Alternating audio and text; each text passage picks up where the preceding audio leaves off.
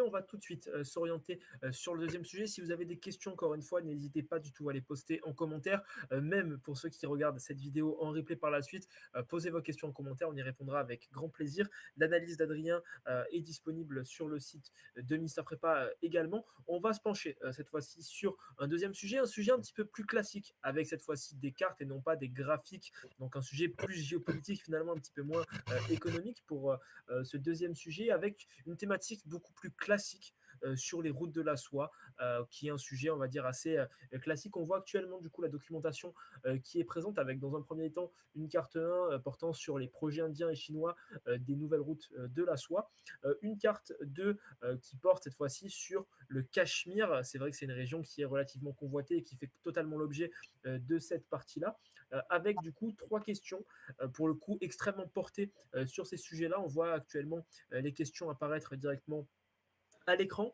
Donc toi, tu avais dit, Adrien, que à la première vue des sujets, tu aurais privilégié ce sujet-là.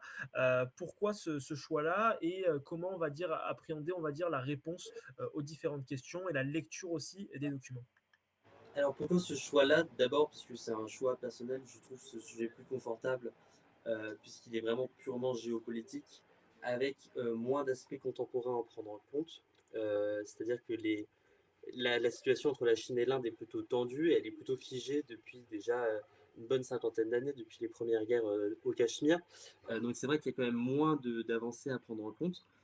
Aussi parce que le format carte peut paraître déroutant par rapport à un format chiffré comme on a vu sur le sujet 1.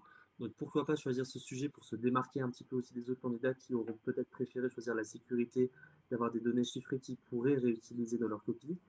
Voilà, donc c'est pour ça que je me serais porté plus naturellement dessus. Ok. Ouais. Non, non, vas-y, si tu veux commencer du coup Ouais. à amorcer la réponse aux différentes questions. Donc, une question 1 qu'on voit actuellement s'afficher à l'écran, qui porte sur les projets, les réalisations chinoises. Et du coup, là, c'est vrai que ce qui est hyper intéressant, c'est que forcément, on a des données graphiques, du coup, enfin, du moins cartographiques, avec déjà des informations présentes. Mais c'est vrai que ce qui va être attendu aussi des correcteurs, ça va être justement les étudiants qui vont réussir à se démarquer de par leur connaissance précise du cours. C'est pareil pour la question. C'est vrai qu'on a évoqué tout à l'heure notamment différentes entreprises, qu'elles soient malaisiennes, indonésiennes, donc il y en a très peu. Mais si vous connaissez un petit peu les entreprises dédiées au sein de ces pays-là, forcément ça fait la différence. C'est exactement la même chose ici. Si vous arrivez à mobiliser des connaissances qui soient autres, on va dire, que celles qui sont présentes, on va dire, directement dans la documentation, c'est quelque chose forcément qui sera valorisé aussi par les correcteurs lors justement de la correction des copies. Et justement, donc, comment aborder cette première question au sujet 2 écrit comme 2023, Adrien? La première question, c'est une question fermée, donc déjà c'est assez étonnant. Donc on pourrait tenter de répondre par oui ou par non. À mon avis, il faut nuancer, parce qu'effectivement, donc les projets réalisation chinois peuvent contrarier la sécurité de l'Inde, tout simplement déjà parce que les deux pays sont mitoyens, ils ont été en guerre par 3 fois, notamment autour de la question du Cachemire, qui est d'ailleurs une des régions qui nous est proposée à l'étude à travers la deuxième carte. Et donc effectivement, et la Chine ne semble pas avoir de répit vis-à-vis de son voisin en lançant des initiatives telles que le corridor économique entre la Chine et le Pakistan, qui vient littéralement faire un sorte de bras d'honneur à l'Inde, puisque l'Inde essaye de justement récupérer sa relation avec le Pakistan et la Chine s'impose. On a également les routes de la soie qui passent au nord de l'Inde, les routes de la soie maritime qui passent au sud de l'Inde, dans des détroits et des mers qui en général essayent d'être contrôlées par l'Inde. Et donc, effectivement, il y a ce sentiment au niveau de l'Inde, un peu d'être encerclé, enfermé par la Chine qui commence à se faire des alliés euh, juste à côté, mais également de l'autre côté de l'océan Indien, avec le Mozambique, le Yémen, ce genre de pays, et donc qui enferme véritablement l'Inde euh, entre ces différentes routes de la Chine et cette influence chinoise grandissante. Or, on le sait bien, l'Inde, elle, est plus tournée vers les pays occidentaux, même si malgré tout, elle essaye.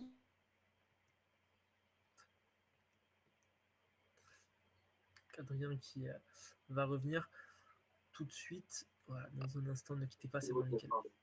Elle essaye de développer un modèle qui lui est propre, mais on sait que l'Inde, elle, réfléchit en modèle de cercle concentrique, donc autour de l'Inde, et développer son influence cercle par cercle, zone par zone.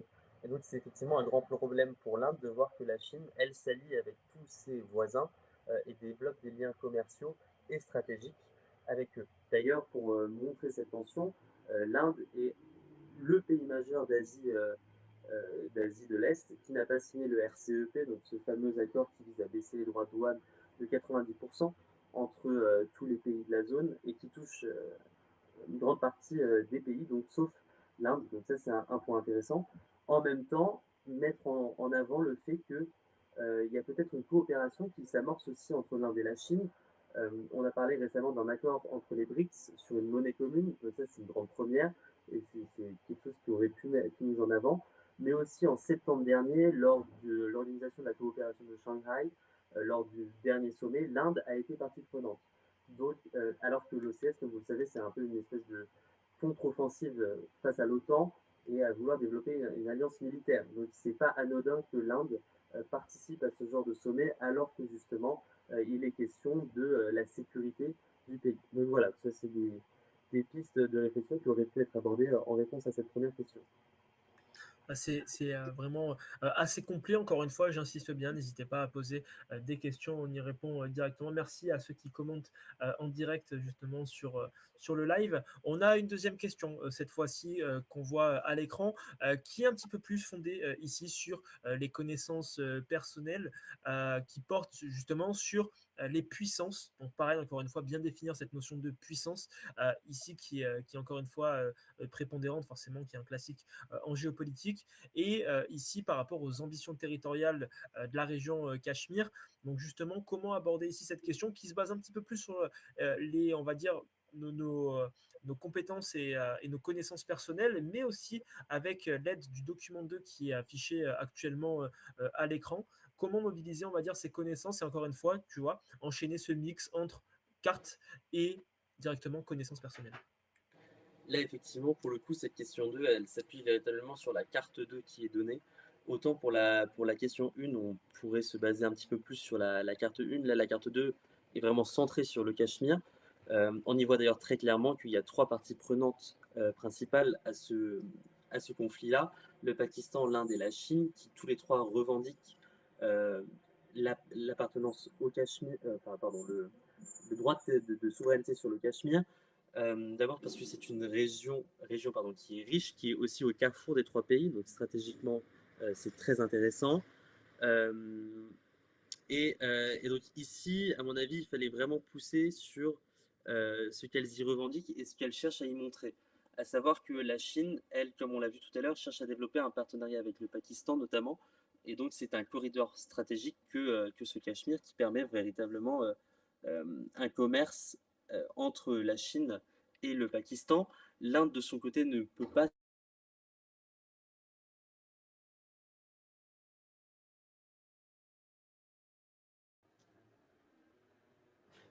L'Inde, pardon, de son côté, aurait plus de mal à céder sur la question du Cachemire, puisque ça montrerait sa faiblesse dans la région, donc ça renverrait un mauvais signal aussi pour les partenaires de l'Inde. Et puis, il ne faut pas oublier que l'Inde fait partie du sommet Quad, donc avec l'Australie, la Nouvelle-Zélande, le Royaume-Uni et les États-Unis. Et donc que finalement tous ces intérêts s'y mêlent aussi, et donc que les alliés de l'Inde n'ont pas non plus envie nécessairement que l'Inde perde la main sur ce territoire, ou du moins cède par rapport à ses voisins. Donc voilà, ça c'est, je pense, qu'il aurait pu être dit.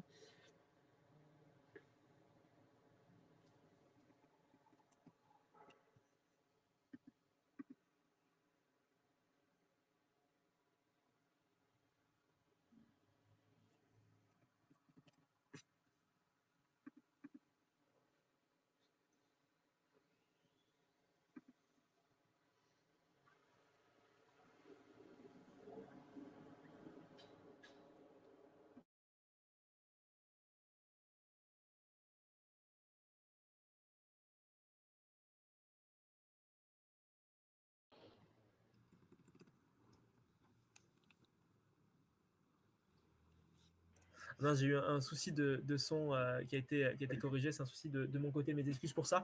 Ce que j'étais en train d'évoquer, c'est que oui, Lusgar, on va évoquer les sujets de SH juste après avec Léo qui est professeur de SH.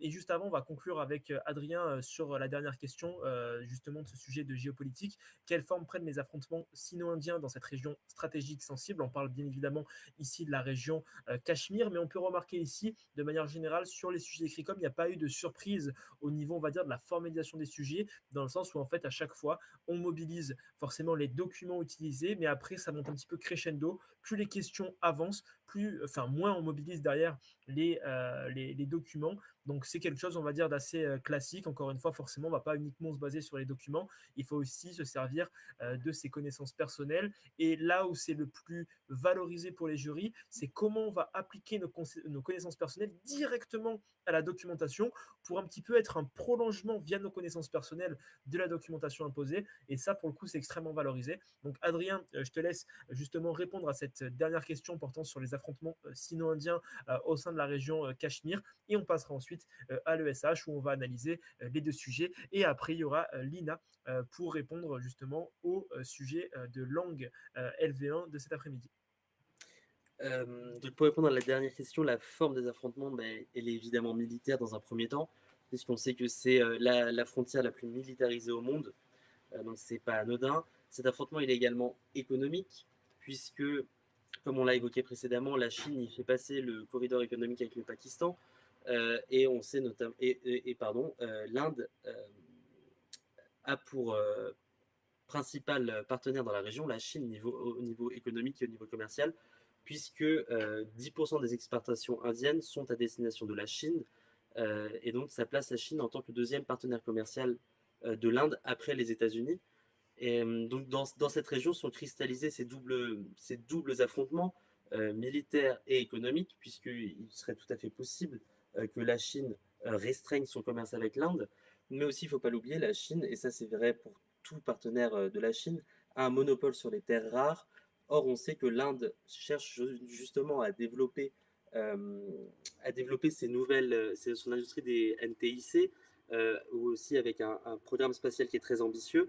Et donc, dans cette région se cristallisent toutes les tensions qui sont entre la Chine et l'Inde, ainsi que les tensions idéologiques et les volontés d'affirmation sur la région, puisque le premier qui cédera sur ce terrain-là cédera aux yeux de toute la communauté asiatique de manière générale et ne pourra pas être un partenaire fiable. C'est un peu ce qu'on retrouve aussi entre la Chine et les États-Unis sur la question de Taïwan. Donc, si l'un des deux cède, il est certain que les partenaires vont douter de la crédibilité à l'avenir de ce partenaire-là. Et donc on retrouve le même sujet sensible sur cette région, et donc ces affrontements sont multiples, mais principalement militaires tout de même. En tout cas, c'est très clair. On te remercie, Adrien. L'analyse d'Adrien qui est à retrouver en rediffusion sur YouTube, mais surtout sous forme d'article sur le site de Mister Prépa. Merci infiniment, Adrien, pour ta présence pendant ce live.